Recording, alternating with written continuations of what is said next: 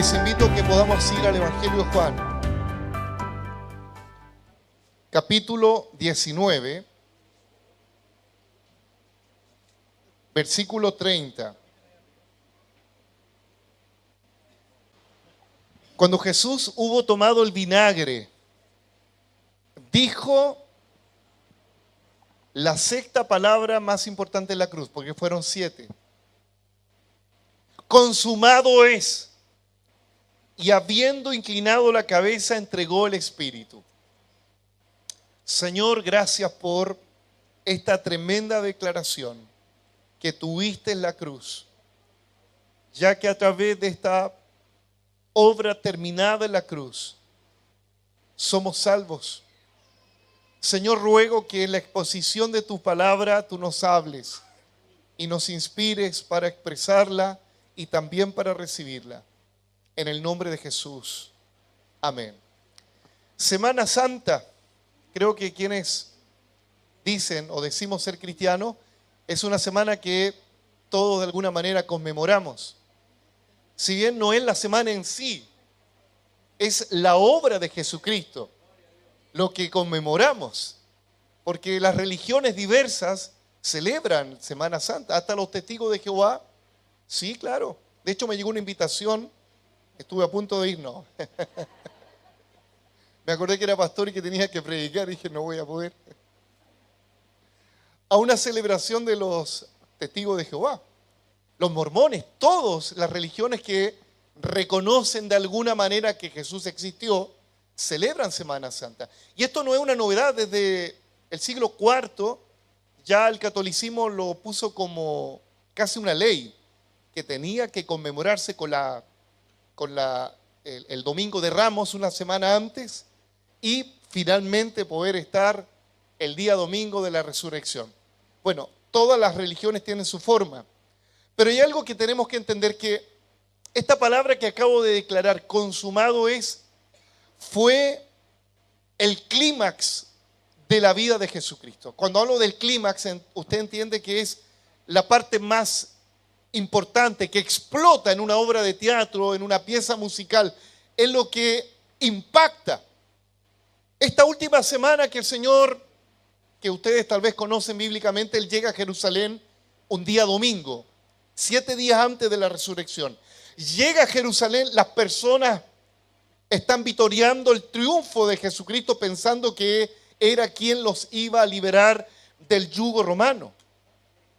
Tienden las ramas y ellos dicen, Hosana, sálvanos ahora, bendito el que viene en el nombre del Señor. Había una expectativa grande. Ellos aún no entendían que Jesucristo no venía como un libertador o como un emperador para libertarlos del yugo de Roma. Él venía a libertar a la humanidad del pecado. No lo entendían. El día lunes, al otro día, Jesús va al templo y ve a todos los mercaderes, y usted conoce tal vez la historia, toma hoy un lazo y comienza a golpear las mesas, a botar lo que los mercaderes tenían, porque estaban vendiendo los animales para el sacrificio y otros elementos más. Esto no está lejos de lo que ocurre en festividades religiosas, ¿cierto?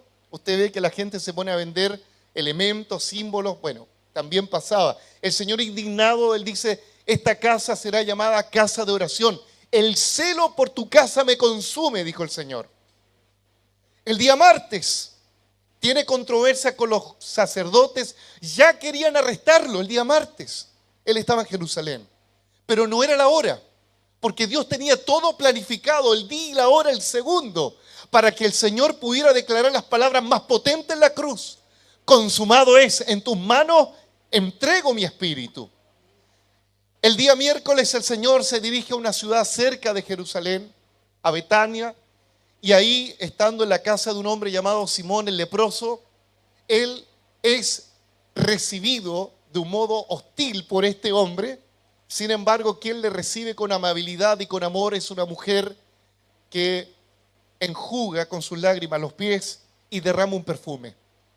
Fue un acto profético, porque a los muertos también se les preparaba y se les ungía antes y durante también, ¿para qué? Para que también hubiera una dedicación al Señor. El día jueves ya el Señor está pensando en la Pascua. Recuerde que el viernes es la Pascua y el Señor envía a los discípulos a buscar un lugar donde preparar la Pascua. Y Él les dice, donde vean un hombre con un cántaro que lleva el agua, esa es la señal, sígalo a Él, porque donde Él vaya, ese aposento, ahí vamos a celebrar la Pascua. Eso fue el día jueves. Ya el viernes el Señor está en la cena y en el viernes ocurren muchas cosas. Yo no sé si ese día fue el más largo de la historia, porque el viernes está cenando con sus discípulos, profetiza que alguien los va a entregar. Y ese día viernes también el Señor le dice a los discípulos que Él necesita conversar con el Padre. Él va ahí al Getsemaní. Y los discípulos, ustedes conocen la historia, acompañan a Jesús de lejos y el Señor les dice, espérenme aquí. Mientras tanto que yo voy, ustedes oren acá, y se quedaron dormidos. El Señor derrama su alma en ese lugar porque sabe que le viene el momento más crudo, el momento más terrible. El pecado tuyo, el mío, la culpa, la maldición, las enfermedades iban a venir sobre Él. La ira del Padre iba a venir sobre Jesús. Recuerde que antiguamente la ira de Dios, porque nuestro Dios es un Dios justo, no es que sea un Dios malo, pero es un Dios justo. Antiguamente, ¿cómo Él derramaba esa ira por causa del pecado? Porque la paga del pecado es la muerte. Antiguamente había un propiciatorio que estaba sobre el arca del pacto y sobre ese lugar venía la ira. Y el apóstol Juan en su carta universal dice que Jesucristo es nuestra propiciación. Es decir, Jesucristo es quien puso su vida para que la ira por causa del pecado viniera sobre Él y no sobre ti, no sobre mí. Yo no sé si alguien lo puede valorar. Jesucristo es nuestra propiciación. Él puso su vida por ti y por mí. Imagínate, a ti te van a fusilar por un delito que cometiste, lo mereces. Y de pronto antes de, llega alguien y dice, momento, juez, yo voy a poner mi pecho a las balas. ¿Usted cómo agradecería a esa persona que no merecía morir y que salvó su vida? ¿Cómo le agradecería? A veces nosotros los cristianos no dimensionamos lo que Jesucristo hizo en la cruz. Porque si lo dimensionáramos en su totalidad, creo que seríamos las personas más agradecidas de Dios en esta tierra.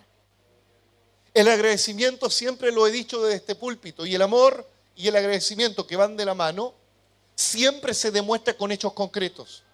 No solamente con mano alzada, con lágrimas, decir gracias Jesús, alcancé salvación. No, es con la vida. Si Jesús dio la vida por mí, en agradecimiento yo le entrego por Él. Él me amó primero, yo lo amo a Él también. Esa es la norma. Ese día viernes fue el día más terrible. Jesucristo es llevado al pretorio, es torturado, le arrancan la barba, le escupen el rostro, se burlan de Él. Y era la costumbre en el día de la Pascua liberar a un prisionero. Y lo más paradójico, que el pueblo y los sacerdotes escogen a un hombre perverso llamado Barrabás. Y estaba Barrabás y Jesús, era la alternativa. Y Poncio Pilato dice, bueno, yo en esto no tengo más que decir, hágase como ustedes quieran. Y la gente gritaba, vitoreaba que liberaran a Barrabás, Barrabás, Barrabás. Parece que no es tan lejos ese grito en esta sociedad, donde la gente grita la libertad por lo malo y quiere que se torture lo bueno. Pareciera que el espíritu es el mismo, ¿o no? La gente no tolera a Jesús, parece. La gente no tolera los valores, los principios. No, la gente prefiere el estilo de Barrabás. Es en ese momento donde el Señor ya es torturado, recibe 40 azotes menos uno, recibe una tortura, y en ese lugar de la cruz es donde Él en su agonía, a eso de las 12 del día, lo ponen en la cruz. Y fueron 3 horas terribles, porque a las 3 de la tarde Él expiró. Fueron horas terribles. Él declaró 7 palabras importantes que tal vez usted las conoce. Estando en la agonía, lo primero que dijo: Padre, perdónales porque no saben lo que hacen. ¿Habrá alguien más lleno de amor que nuestro Jesús? Que aún viendo el pecado de todos los que estaban ahí, algunos conscientes e inconscientes, Él intercede diciendo: Padre, no les tome en cuenta este pecado. Amor tan grande como del Señor no lo hay. Hay un hombre al lado de Él que es un delincuente y al otro lado también otro que es delincuente, pero la diferencia es que hay uno que reconoce que el que está al medio es justo. Reconoce que el que está al medio no merece morir. Y él en su agonía también le dice: por favor, acuérdate de mí cuando estés en tu reino. Y el Señor declara la segunda palabra hermosa de misericordia: hoy estarás conmigo en el paraíso.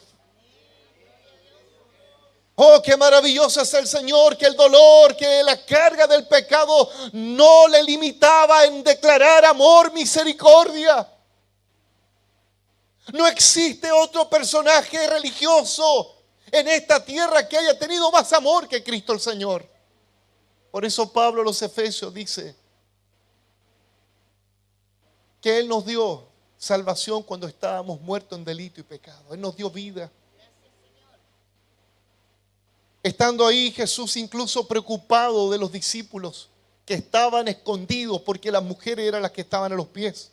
Las mujeres siempre son más valientes que los hombres, parece. Y había un discípulo, el menor, que estaba con María y le dice: he aquí a María, tu hijo, y he aquí al discípulo, le dice respecto a María, tu madre. De ahí los católicos sacan una doctrina diciendo que María es la madre de todos nosotros. No, eso no dice la Biblia. Ya cerca de las 3 de la tarde el Señor comienza a sentir que todo el pecado tuyo, mío y de la humanidad, toda la enfermedad, toda la maldición estaban sobre Él. Y hay algo que ocurre acá que hasta los teólogos no entienden a veces. Porque el Señor declara esta palabra, la cuarta palabra: Dios mío, ¿por qué me has desamparado? No es que el Padre lo haya abandonado a Él. Lo que pasa es que el Padre no podía estar cerca de aquel que estaba cargando todo el pecado. Dios no está complacido del pecado. Él no tiene comunión con el pecado. Pero Cristo se hizo pecado por nosotros. Es en ese momento donde no hay una comunión entre el Padre y Jesús. Por eso Jesús dice: ¿por qué me has abandonado? No es que Jesús le haya dicho: ¿por qué permitiste que me torturaran? ¿Por qué permitiste que me escupieran? No, el Señor no está diciendo eso. El Señor siente la separación entre un Dios santo y Cristo, que es perfecto, que es justo, que es santo, pero tiene sobre su cuerpo todo el pecado. Yo no sé si alguien se desespera cuando tiene pecado y no los confiesa y no se aparta, porque el Padre no tiene comunión con aquel que vive en pecado. Por eso Jesús siente el abandono. Qué terrible. Ya el Señor, estando en su último suspiro, comienza a tener sed, y uno de los centuriones romanos toma una esponja con una varilla, lo pone en un recipiente de vinagre. Dicen los entendidos que en aquel periodo, cuando los hombres perversos eran crucificados, era la costumbre de ponerle vinagre en la boca de los que estaban crucificados, de un modo casi sarcástico, porque tenían sed y gritaban por sed y le ponían vinagre. Algunos dicen que sarcásticamente le colocaron vinagre. ¿Usted le colocaría vinagre a su peor enemigo en el lecho de la muerte? Creo que eso es perverso. Imagínate lo que el Señor tuvo que padecer. Es como que se estuvieran burlando de Él. Pero ya cuando el Señor toma el vinagre, lo probó, pero no lo tomó completamente, lo probó. En ese momento declara las palabras que hizo que el cielo, el universo y el infierno se estremeciera. Él declaró las palabras que trajeron un tremendo beneficio a que hasta el día de hoy la iglesia del Señor es bendecida y lo disfruta, y podemos decir con potestad y con autoridad que está vigente. El Señor dijo: consumado es. Consumado es. Consumado es. Y al instante le dijo: Señor, en tus manos encomiendo mi espíritu. Quiero decir algo acá que lamentablemente se ha enseñado erradamente en algunas iglesias. Se han hecho obras de teatro pensando que fue así. No es así. Cuando Jesucristo dijo consumado es, algunos consideran que el diablo estaba de fiesta.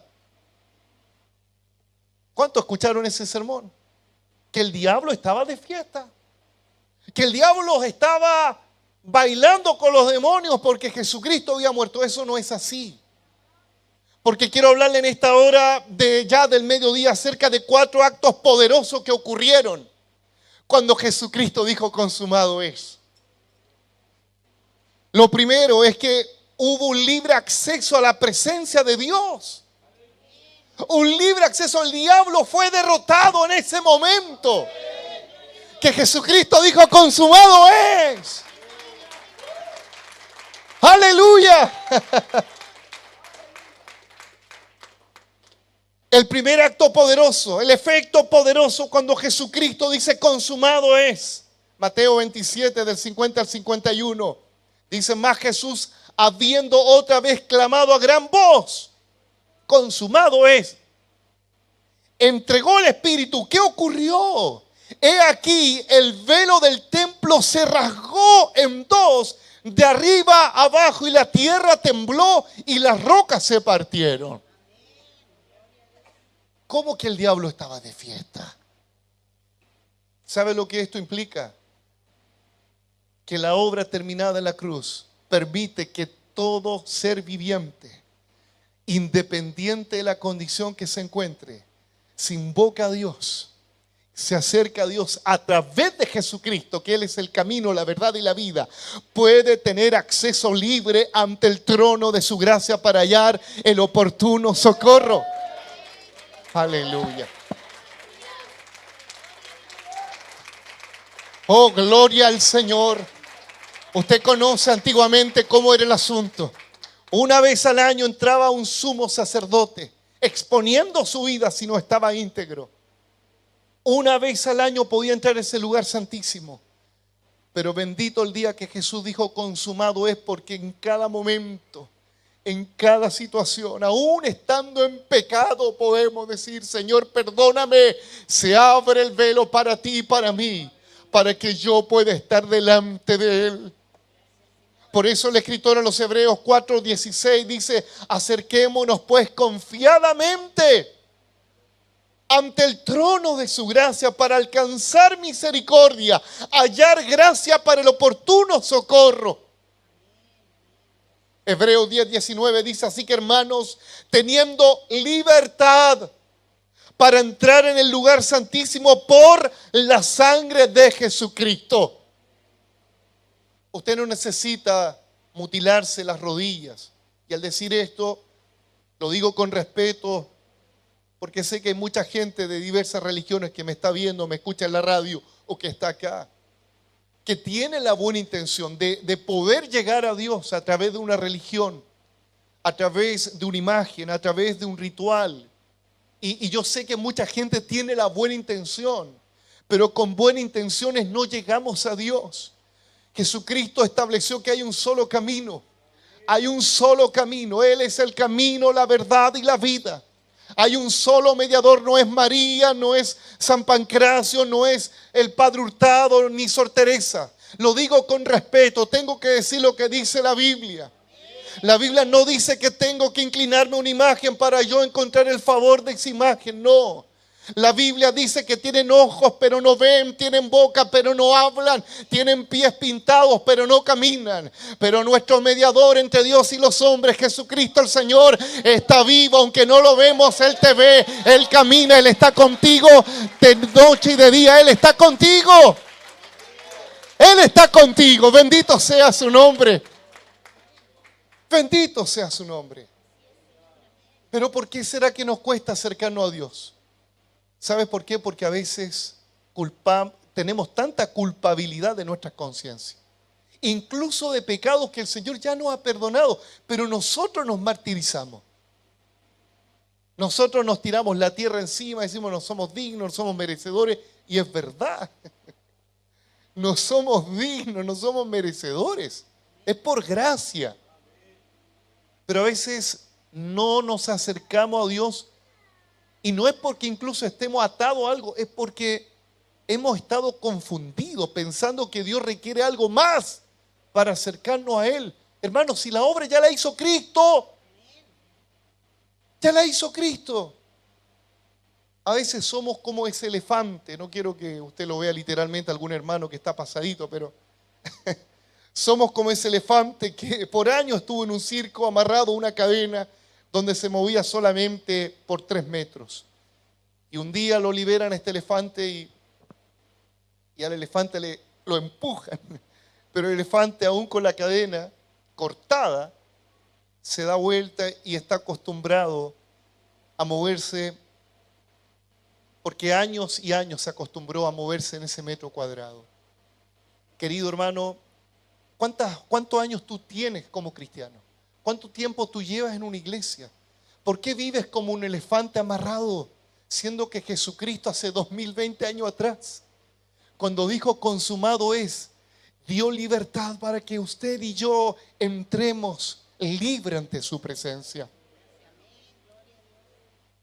El segundo acto poderoso que hubo, un spoiler. ¿Sabe lo que es un spoiler? Un adelanto. Un adelanto de lo que fue la resurrección y la victoria sobre la muerte. Cuando Jesucristo dijo consumado es, ocurrió algo de verdad extraordinario, raro incluso. Mateo 27:52 dice que en el momento que Jesús dijo consumado es, se abrieron los sepulcros y muchos cuerpos de santos que habían dormido se levantaron. Oye, solamente con la muerte del Señor Jesucristo en el cementerio hubo un espectáculo para la gente. Los justos que estaban en ese lugar se levantaron. Esto es una primicia, esto es un spoiler, es el antesala de lo que nosotros creemos como cristianos. Como dice el apóstol Pablo en su carta a Tesalónica en el capítulo 4, que cuando el Señor venga, retorne, los muertos en Cristo resucitarán. Y si nos encontramos aquí en la tierra, nos iremos con el Señor y nos encontraremos con el Señor en el aire. Pero esto ocurrió antes. Fue como una pincelada. Es que el Señor ya lo había dicho antes. Jesús dijo en Juan 11:25, yo soy la resurrección y la vida. Y el que cree en mí, aunque esté muerto, vivirá.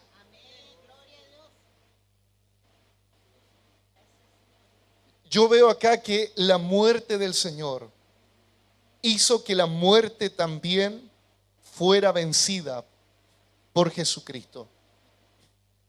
El apóstol Juan dice en Apocalipsis 1:18 que Jesús, cuando estuvo con Juan en esa revelación, en ese éxtasis, el Señor le toma el hombro a Juan y le dice, yo soy el que vivo y estuve muerto, mas he aquí que vivo por los siglos de los siglos, amén, y tengo las llaves de la muerte y del Hades.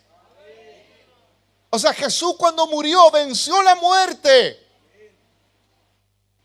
Hay resurrección.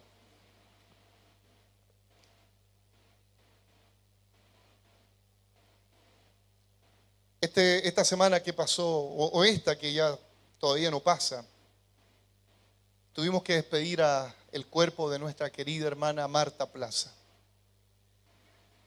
Y cada vez que tenemos ocasiones donde despedimos el cuerpo de un hermano, una hermana, es verdad que hay tristeza, pero también algo se incrementa en nosotros, la esperanza de que no termina todo ahí en el féretro. No termina cuando se entierra la persona bajo tierra, no. Si Jesucristo hace 2020 años atrás dijo consumado es, eso me da garantía. Y te da garantía a ti que has creído en Jesucristo. Que la vida continúa. Que estamos en esta tierra como peregrinos y extranjeros. Y debiéramos tener una conciencia más en lo eterno que en lo terrenal. Tanto nos afanamos aquí en la tierra. Tanto tratamos de hacer revivir el negocio. Que resucite las lucas. La salud. Pasando los 50, 40, 50, 60, 70, aunque te vistáis como joven. Igual, hermano, el cuerpo se abate. Pero hay algo que no se oxida, hay algo que no se arruga, hay algo que permanece. Es nuestra salvación. Aleluya. Aunque el hombre exterior se desgasta, aunque la economía sube y baja, aunque las enfermedades golpean a los cristianos también, pero jamás nadie podrá arrebatarnos de la mano del Señor, porque estamos seguros en Él. Yo no sé si eso te alegra. ¿Qué importa el diagnóstico? ¿Qué importa el sufrimiento? Si Él dijo que Él enjugará todas lágrimas, Él consolará todo nuestro dolor. Nuestra ciudadanía, amado hermano, está allá arriba en los cielos. Tanto que nos afanamos, hermano. Tanto. Con esto no estoy diciendo que nos vayamos al otro extremo, que vivamos como los hippies. Nos vayamos a una comunidad, vivamos del aire, del agua del cajón del Maipo. No sería malo, en parte. Valoremos esto. La tercera acción poderosa es que hay una revelación de Jesucristo como el Hijo de Dios. Mira, hasta los apóstoles tuvieron que experimentar la revelación plena de Jesucristo después de la muerte. Si ellos lo hubiesen tenido plena, no arrancan. Si ellos hubiesen tenido plena la revelación de quién estaba muriendo en la cruz, más que un maestro, más que el raboní, ellos dan la vida en el momento también por Cristo. El más valiente, el que tuvo un chispazo de revelación para decir, tú eres el Cristo, el Hijo del Dios viviente. Ese fue el primero que negó y arrancó. ¿Qué ocurre cuando el Señor dice consumado es? Viene la revelación del Padre acerca de la persona de su Hijo. Mateo 27, 54 dice que estaba el centurión, el cual le había entregado el vinagre, el cual él o uno de los soldados le enterró una lanza, pero cuando él dijo consumado es, los ojos del centurión y de los soldados se abrieron. Qué tremendo. Antes que el Señor dijera consumado es, ¿qué miraba el centurión? ¿Qué miraban los soldados? Un personaje más muriendo en la cruz. Leo textualmente Mateo 27, 54. El centurión y los que estaban con él guardando a Jesús, visto el terremoto, y ponga atención con estas palabras, visto el terremoto y las cosas que habían sido hechas. ¿Qué había sido hecho? Todo lo que Cristo realizó desde que vino de María hasta el epílogo de su vida en la cruz. Yo creo que el Señor o el Espíritu le reveló al centurión y a los guardias. Visto el terremoto y las cosas que habían sido hechas, temieron en gran manera y dijeron, verdaderamente, este era Hijo de Dios. Si usted tiene una imagen del Cristo que aún está en la cruz y para usted ese es el Cristo, Para los que me miran en esa cámara y dicen, Jesús lo tengo acá clavado o lo tengo colgado en un collar. Si para usted, querido amigo, Jesús, ese monito que aparece ahí con un corazón sagrado en el calendario del 2023. Si para usted, amigo, y los que están en radio y los que están acá, para usted Jesús solamente es una canción que cantamos como karaoke aquí en la iglesia. Yo le tengo que decir, aún no se le ha revelado el Cristo resucitado. Porque cuando alguien tiene un encuentro con el Cristo resucitado, no lo recuerda, lo vive. A Jesús no lo recordamos, a Jesús lo vivimos. A los muertos se le recuerda, pero a Cristo se le vive. Esa es la diferencia de la iglesia. Nosotros en Semana Santa no recordamos solamente, vivimos a Cristo. ¿Yo a quién recuerdo? ¿A alguien que murió? Recuerdo, sí. Recuerdo que era bien, un buen compadre, buen chato. Era un buen amigo. Pero a Jesús lo puedes recordar. Sí, lo que hizo. Pero no me quedo en el recuerdo. Porque Jesús es el mismo de ayer, de hoy y por los siglos de los siglos. Por eso vivo a Cristo. No lo recuerdo solamente. La iglesia vive a Cristo. Yo no puedo estar al lado de mi esposa y decirle, oye, yo te recuerdo. ¿Cómo le voy a decir así de solamente yo te recuerdo? Yo vivo con ella. Cuando alguien recuerda un muerto, ¿tiene pena o no? ¿Cuánta gente ven a ese, con respeto lo digo, a ese Jesús que lo ponen en una cruz, que se le ven las costillas de flaquito, ¿cierto? Y uno como que le da pena. Yo me acuerdo cuando era chiquitito, tuve la tentación, cuando era católico, de ir con un calcetín en invierno, ponerle la patita ahí para que... Por si acaso. Ahora, yo lo digo con respeto, hermano. Porque sé que mucha gente tiene la buena intención. Sé que en esta semana mucha gente quiere saber de Jesús, pero nosotros tenemos que saber de acuerdo a lo que está aquí. Estas palabras dan testimonio de mí, dijo el Señor.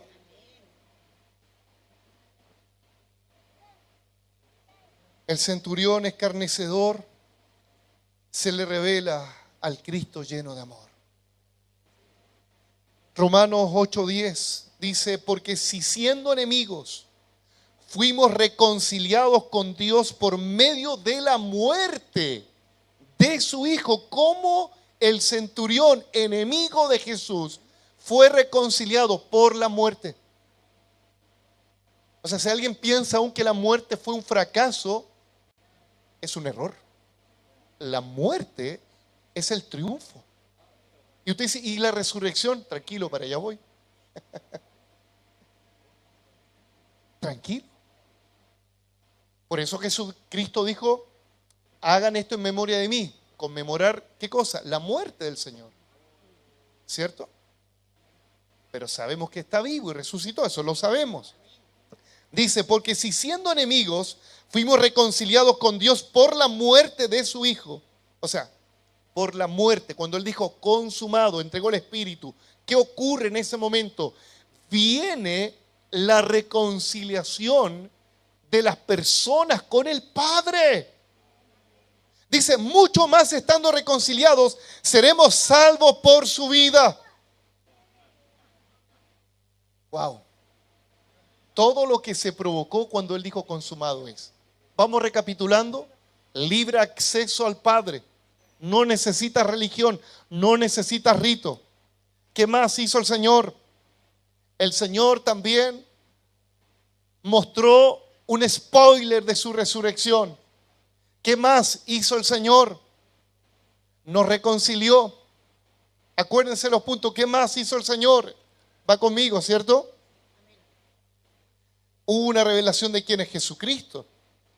Lo cuarto, vino la victoria sobre el pecado, los demonios y el sistema de esta tierra.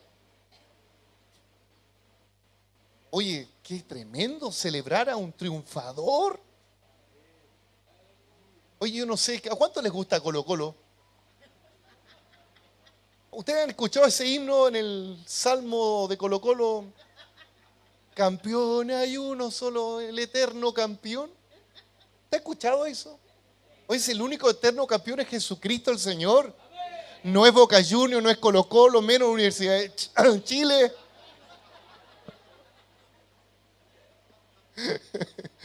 ¿Dónde está mi hermano Manuel? Le amo, hermano Manuel. El único campeón es Jesucristo el Señor. Él nunca perdió nada. Él lo ganó todo. Deme un aplauso al vencedor.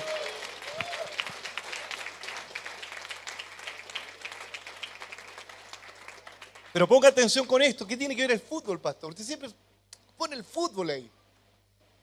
La gente por un equipo de fútbol, oye, literalmente da la vida. Por ese equipo que a veces pierde, empata, gana. ¿Dala o no? Hermano, la gente que es hincha acérrimo de un equipo, ¿qué dice? Yo voy a morir de blanco y negro, hermano. ¿O no? De blanco y negro yo voy a morir. El cajón dice blanco y negro. Con las 30 y tantas estrellas. La gente apasionada. La gente cruza, hermano, mire lo que voy a decir. La gente cruza regiones para ver a su equipo que a veces empata nomás en otra región. Y nosotros para congregarnos vivimos en la misma comuna a veces. Y no venimos a celebrar al campeón. Oye, no me calza, no puede haber mayor pasión. Por Jesucristo no existe otra pasión. Y te lo dice alguien que lo vivió. Yo era un apasionado por el equipo blanco y negro. Apasionado y en el terreno.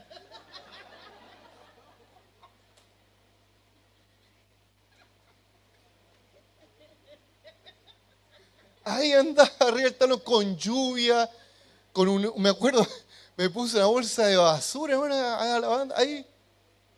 Y a veces, oye, no, es que está lloviendo, pastor, no, hay que ser prudente. Estoy resfriado, no, para no contagiar a los demás.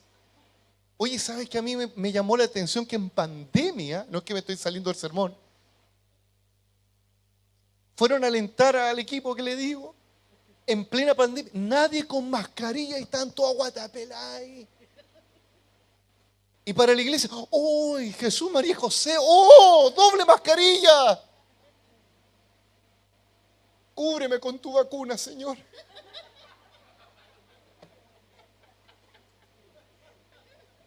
¿Qué pasa, hermano? ¿Por qué no estamos tan apasionados por el Señor? Entre risa y risa, yo le voy a decir esto. Porque parece que nos falta tener la revelación que tuvo el centurión. Nos falta tener la revelación que tuvo Pedro al ver al Cristo a la orilla de la playa que lo perdonó y lo reconcilió. Iglesia del Señor, ¿por qué te has apasionado por otras cosas? ¿Por qué te apasionas con los perdedores y no te apasionas con aquel que venció? ¿Por qué tu dinero, tu esfuerzo lo das todo por este sistema que es traicionero? ¿Y por qué con Cristo y su obra somos tan mezquinos y tacaños? Yo no concibo que alguien tenga tanta pasión de endeudarse 5 años para ir a ver a Chile, a Brasil, pero no eres capaz de congregarte y entregar un diezmo a la obra del Señor. Creo que nos falta tener esa revelación que tuvo el centurión. Vence el pecado. Mira, nadie puede vencer el pecado por religión. Nadie puede vencer el pecado por ritos. Nadie, pero lo venció Cristo. Y si Cristo lo venció, nosotros somos más que vencedores.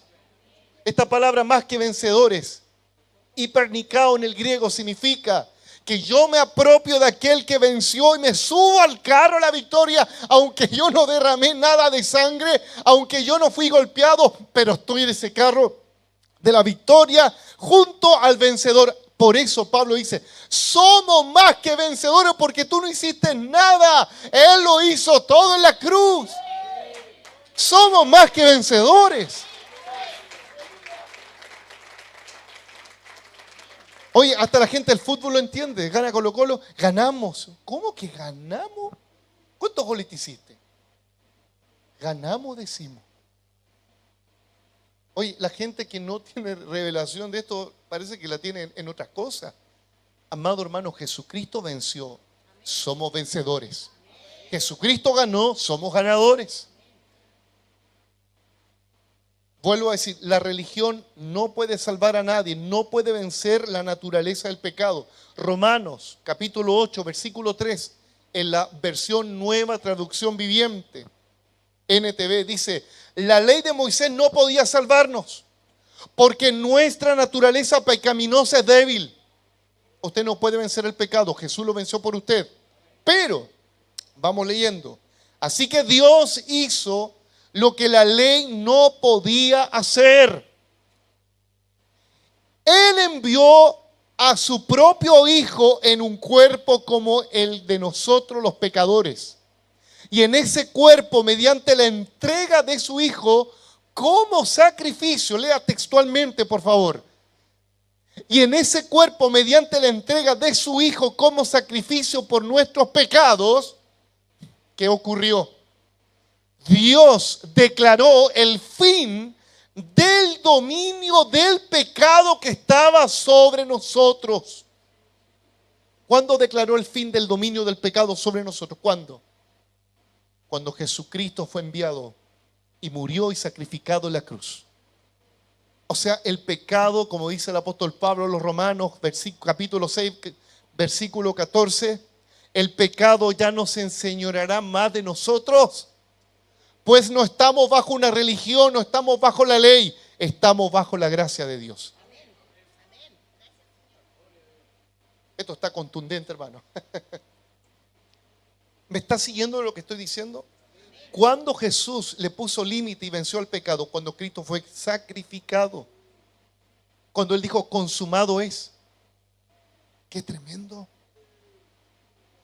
También vino la victoria sobre la maldición, la condenación, el diablo y los demonios. ¿Cuándo?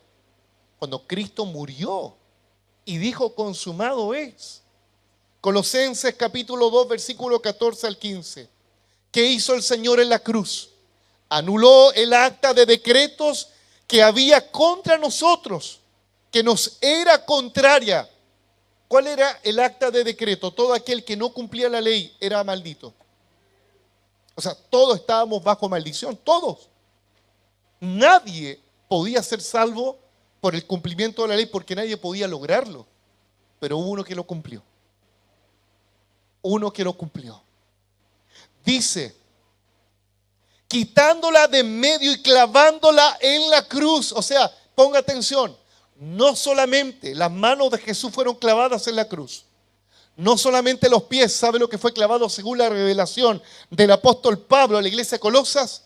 Fue clavada toda la maldición que nos era contraria. No solamente sus manos y los pies, toda la culpa y toda la maldición fue clavada en la cruz. Oye, yo no sé si alguien le da gloria a Dios. Demos un aplauso. Gracias, Dios. Gracias, gracias, gracias.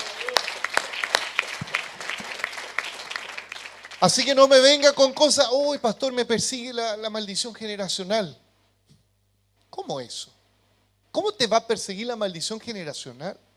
No, me persigue la brujería que hizo ahí la señora, no quiero nombrar nombre, capaz que esté sentada acá. No, es que me tiraron tierra al cementerio. Hermanos, aunque te tiran un mismo muerto, Jesucristo clavó en la cruz toda maldición, no hay brujería. Las puertas del infierno no prevalecen contra la iglesia del Señor. No prevalecen, porque Jesucristo anuló el acta de decreto que no era contraria. ¿Qué dice Pablo a los Romanos capítulo 8? Ninguna condenación hay para los que están en Cristo Jesús. Ninguna. Así que usted saque esas doctrinas de la brujería. No, pastor, que a las 3 de la mañana los brujos me están pinchando el pulmón y por eso ando. aunque los brujos tengan una picota contra ti, somos más que vencedores. No solamente derribó las maldiciones, también la condenación está clavada en la cruz, pero también venció al diablo. Y despojando a los principados y a las potestades, los exhibió públicamente, triunfando sobre ellos en la cruz. No dice en el sepulcro, en la cruz. El diablo está derribado. El diablo fue avergonzado, exhibido públicamente como un derrotado. Así que no hay demonio que sea mayor que el que está en ti. Hijitos, vosotros sois de Dios, y el que está en vosotros es mayor que el que está en el mundo. Así que apropiate de estas verdades del Señor. Aleluya. Qué tremendo es lo que declara el Señor en Apocalipsis 12:11.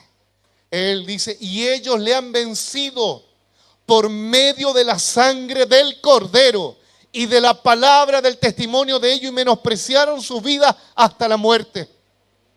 La sangre de Jesús, que no es un amuleto ni un ritual para invocarlo, pero la sangre de Jesús, la vida de Cristo, nos ha dado libertad, victoria. Aleluya. Y usted me dice, pastor, ¿y la resurrección? Permítanmelo ilustrar de esta manera. Un ring.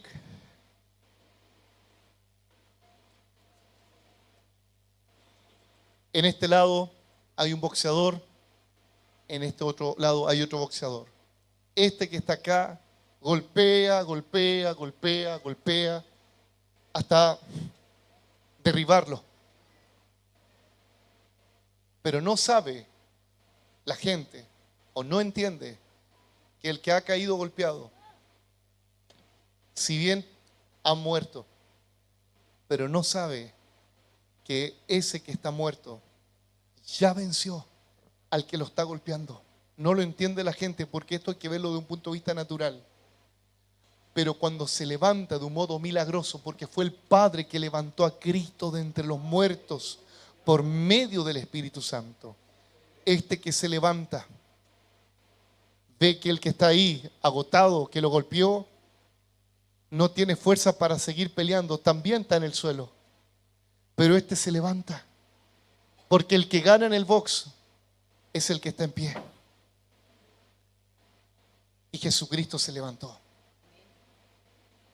Y el que recibió el premio por causa de que resucitó es el vencedor que estuvo muerto, pero ahora vive. Él vive. La resurrección es la confirmación de este triunfo. La resurrección es la evidencia visible de que Jesucristo murió y resucitó. Es la evidencia. No es que después que resucitó vino todo esto, no. Fue en la muerte. La resurrección fue el sello final. Fue la corona sobre Cristo de que Él era el Rey de Reyes y Señor de Señores. Por eso, como iglesia, nosotros no solamente predicamos un Cristo que murió, sino un Cristo que fue resucitado. Si no hubiese resucitado, vana sería nuestra fe, dijo el apóstol Pablo a los Corintios. Vano. Pero sabemos que, como dice Romanos 8:11, si el Espíritu, mire, pone atención con esto, si el Espíritu de aquel que levantó de los muertos a Jesús mora en ustedes, mira aquí, ¿qué es lo que tenemos? El Espíritu que resucitó y levantó a Cristo está en nosotros. Mira lo que ocurrirá y lo que ocurrirá siempre. El que levantó de los muertos a Cristo Jesús vivificará también vuestros cuerpos mortales por su Espíritu que mora en vosotros. Denle un aplauso al Señor. Jesucristo murió, venció el diablo, el pecado, hay libre acceso Y la resurrección es la garantía de que Cristo es real y Él está vivo. Póngase en pie. Bendito es el Señor. Tal vez hay algún amigo, hermano, que está aquí presente que necesita tener un encuentro con el Cristo resucitado. Si tú quieres tener un encuentro con Dios, como lo tuvieron tus abuelos, tus padres, quiero invitarte a que levantes tu mano ahí donde estás. Si Dios te está llamando y Dios quiere revelarse a tu vida, levanta tus manos al Señor. Levantemos todas nuestras manos al Señor. Levantemos nuestras manos. Jesucristo, qué tremendo lo que has hecho. Consumado es todo lo que esto implica. Consumado es, la obra ha sido terminada, iglesia. Solo te queda creer, solo te queda seguirle. Consumado es. Oh Dios eterno. Oh, dele gloria al Señor. Yo quiero invitar en esta hora. Hay jóvenes que están acá, que aún no han tenido un encuentro con el Señor. Quiero que pasen los jóvenes que aún no tienen un encuentro con el Señor. Adultos, ancianos, vengan. Ven a tener un encuentro con el Cristo resucitado. Aquellos que están abatidos en sus cuerpos. Quiero que vivamos lo que dice Romanos 8:11. El espíritu de aquel que levantó a Cristo de los muertos va a vivificar nuestros cuerpos mortales. Oh Dios, vivifícanos, renueva nuestra fe, abre los ojos de nuestro entendimiento. Oh Dios eterno, te alabo, te exalto, te bendigo, mi alma te alaba. Señor, oro para que todos quienes están en este lugar, los que están en radio, los que están viéndonos por las pantallas, tengan un encuentro con el Cristo glorificado. Oh, cuán grande es Dios, cuán grande es Dios, cuán grande es Dios, cuán grande es Dios. Alabe a Dios, alabe a Dios, alabe a Dios. Oh, alabe al Señor. No hay nada contra ti. Si Dios es por nosotros, ¿quién contra nosotros? Oh, gloria a Dios. Mi corazón te alaba, mi corazón te exalta. Quiero hacer una invitación ahora. Todos los que están enfermos, todos los que están abatidos en sus cuerpos, todos los que están esclavos, todos los que están esclavos a situaciones terribles, vengan acá, salgan de acá. El poder del Espíritu que levantó a Cristo de entre los muertos va a vivificar nuestros cuerpos mortales. Él sana, Él liberta. Vamos, ven. Los que están con sus cuerpos abatidos, vengan a tener un encuentro con el Cristo resucitado. Poder de Dios, poder de Dios. Obre, cobre, malabasoa. Los que hablan en lenguas comiencen a hablar con el Padre. Hay libertad, hay libertad, hay libertad ante el trono de su gracia. Vamos. Oh, vamos. Oh, presencia de Dios. Él va a sanar, Él va a sanar. El poder de la resurrección está aquí. Vestido en majestad. Gloria a ti, Señor. La tierra le